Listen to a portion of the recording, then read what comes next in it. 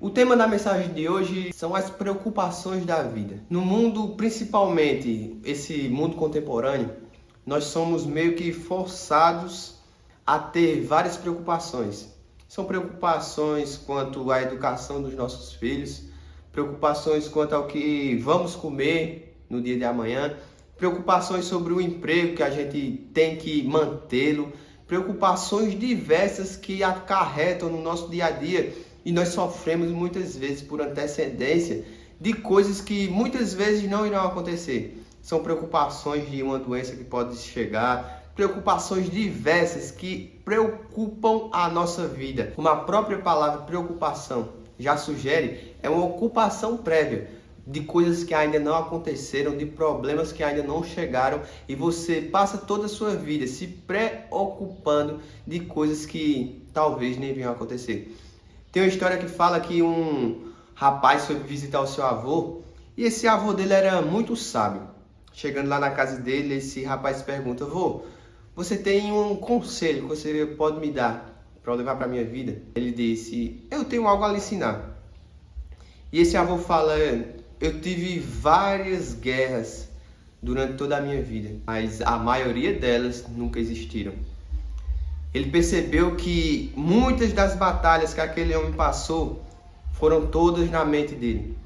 Muitas das batalhas que você tem travado hoje são batalhas inexistentes que existem apenas dentro de você. E por ser um assunto tão pertinente, o nosso Mestre Jesus não deixaria de falar sobre isso.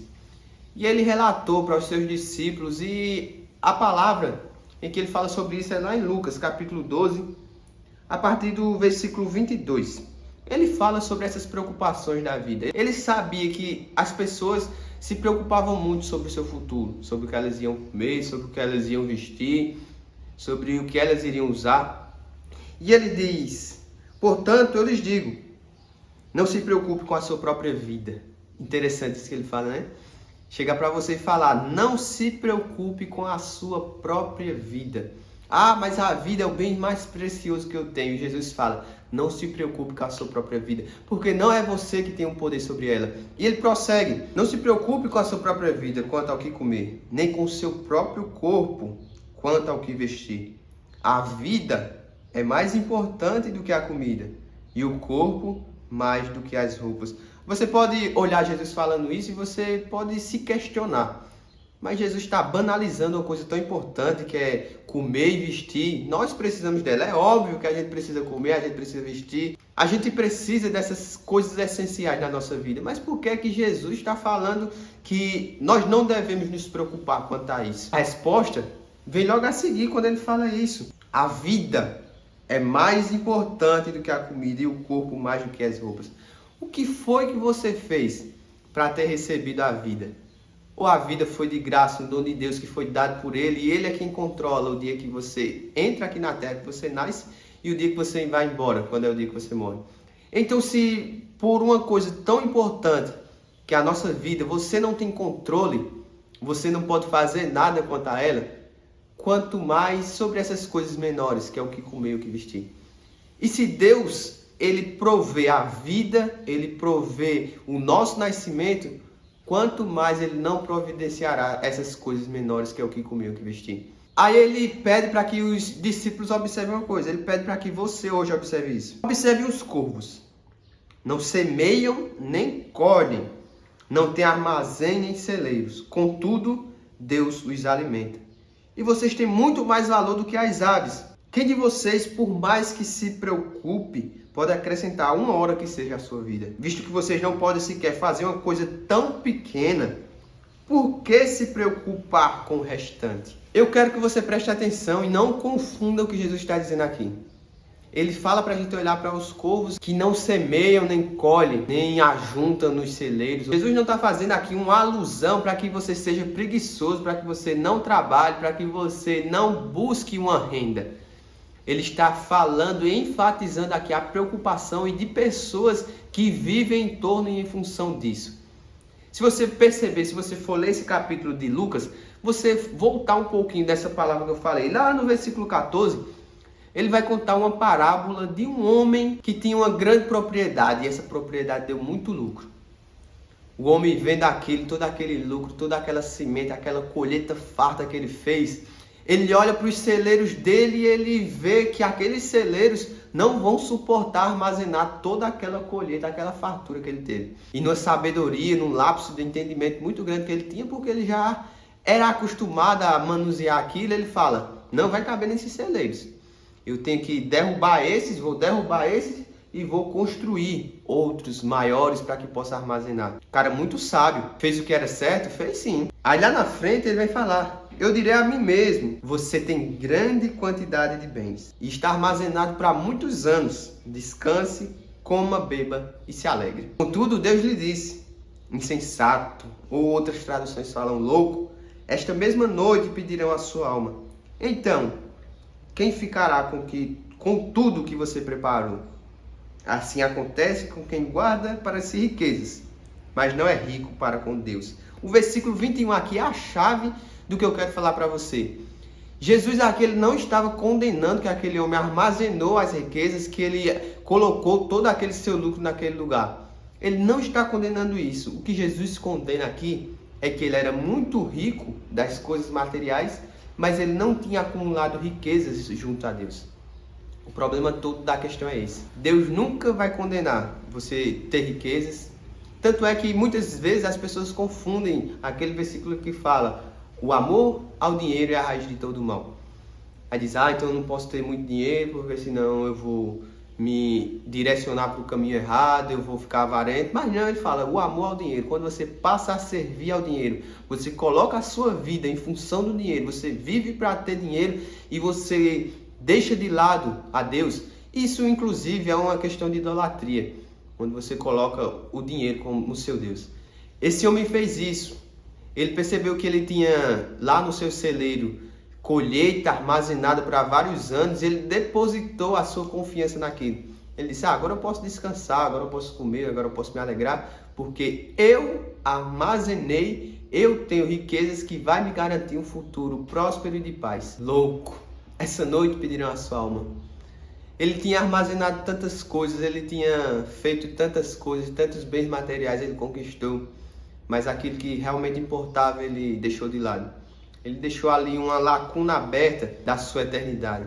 Muitas vezes você busca tão fervorosamente coisas passageiras. Eu vou ser bem generoso aqui com você. Digamos que você vai viver 120 anos, sendo bem generoso. Aí você conquista muitas coisas, você desenvolve toda a sua vida, você planeja toda a sua vida para conquistar coisas que não vão durar mais do que 120 anos, sendo que você tem toda uma eternidade pela frente. Você coloca toda a sua energia, toda a sua força em coisas passageiras e transitórias, que todo dia pessoas se vão daqui desse plano terreno. Das coisas eternas você tem se esquecido.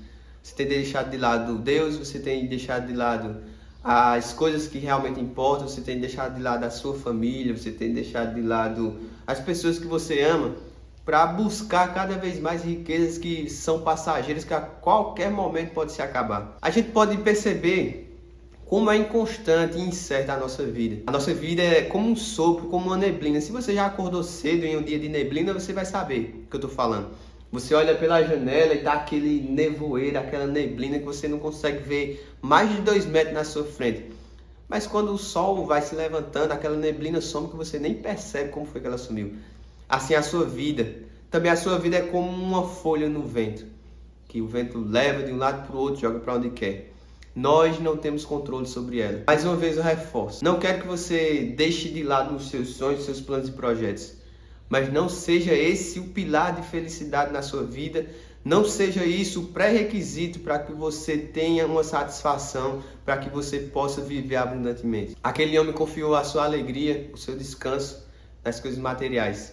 Mas as coisas materiais se acabam, o vento leva, a ferrugem corrói, o ladrão mina, rouba. Mas se você construir um tesouro que vai além do material, que vai além do mundo físico, você terá algo que nem a morte pode levar. Eu sei que você tem muitas preocupações. Você tem preocupações sobre se vai dar tempo de você fazer alguma atividade que você planejou para o dia. Se vai dar tempo, se você ainda está com idade suficiente para conquistar um sonho que você tem para tirar do papel. Você tem várias coisas dentro do seu coração que te preocupam. Mas eu quero reforçar mais uma vez que você não tem poder nenhum sobre isso. Você não tem poder nenhum sobre a sua vida. Você não tem poder nenhum sobre pequenas coisas. Imagine sobre coisas grandes. O que você tem que fazer é descansar. Tem uma parte interessante nesse texto que eu li para vocês. É quando, lá no final do versículo, que ele fala lá no versículo 30. O mundo pagão é que corre atrás dessas coisas. Mas o Pai sabe que vocês precisam delas. Deus sabe exatamente tudo aquilo que você precisa e necessita. E Ele vem falar para você hoje, não corra atrás disso. Eu sei o que é que você precisa. Busque, pois, o reino de Deus e essas coisas lhe serão acrescentadas. Aí, para a gente entender, então eu tenho que buscar o reino de Deus. Eu não devo correr atrás dessas coisas porque Deus sabe o que eu preciso, então eu devo descansar e devo buscar o reino de Deus. É a ordem que Ele me dá. Aí você pode me perguntar, então como é? O que é o reino de Deus? No reino, qualquer reino, o rei tem autoridade suprema. Então você já percebe que um dos requisitos para você buscar e trazer o reino de Deus para a sua vida é você colocar Deus como autoridade principal. Eu estou dando para você aqui o caminho das pedras, preste atenção nisso. O segundo ponto que tem dentro de um reino, depois da autoridade suprema do rei, nós percebemos que o território, todo aquele território que o rei domina, é de sua propriedade. Todas essas coisas, esse mundo inteiro, foi Deus que criou e Ele é o rei de todas as coisas. Então nós percebemos que toda essa terra, tudo aquilo que os seus olhos podem ver é de propriedade de Deus. O ouro, a prata, tudo aquilo que você olha, tudo aquilo que os seus olhos podem contemplar é de domínio do rei. E se é de domínio do rei, você como um servo, um mordomo desse rei, você quando serve a Deus, coloca a Deus como autoridade suprema na sua vida, consequentemente você vai se tornar como um mordomo desse rei. Porque na Bíblia fala que os céus são os céus do Senhor, mas a terra deu aos filhos dos homens. Nós somos administradores dessa terra, dessa riqueza que Deus colocou aqui. Segundo ponto, a terra, esse território é de domínio do rei e o rei nos colocou como mordomos daqui. Interessante que o mordomo, o administrador das coisas, ele também desfruta daquilo que é de domínio do rei. Deus colocou você aqui para desfrutar dessas coisas. Tanto é que lá em Gênesis ele fala, domine sobre os peixes do mar, sobre as aves do céu. Terceiro ponto, todo reino tem um exército para expandir o seu território. Nós somos o exército do rei. Nós viemos aqui para expandir a mensagem do rei e as boas novas do reino. Leve essa mensagem para outras pessoas. Coloque essas coisas que você tem colocado como um carro-chefe da sua vida, que é a preocupação sobre um emprego melhor, uma casa melhor, um carro novo. Coloque isso em segundo plano. Busque ao rei, ao reino e a expandir o território do reino, para que outras pessoas conheçam essas boas novas. O rei tem observado tudo que você faz. O rei tem observado você e ele sabe o seu sofrimento, ele sabe aquilo que você precisa. E eu só quero deixar essa mensagem para você hoje. Descanse que o rei está te vendo. Esse é o vídeo de hoje. Um grande abraço para você que chegou até aqui. Se você gostou desse vídeo e quer ver mais mensagens como essa, deixe o seu like para o YouTube sugerir mais conteúdos como esse para você. Se inscreva no canal e se você puder, você achar que alguém precisa ouvir essa mensagem, fique à vontade para compartilhar. Esse é o vídeo de hoje. Eu fico por aqui. Um abraço para você e até a próxima.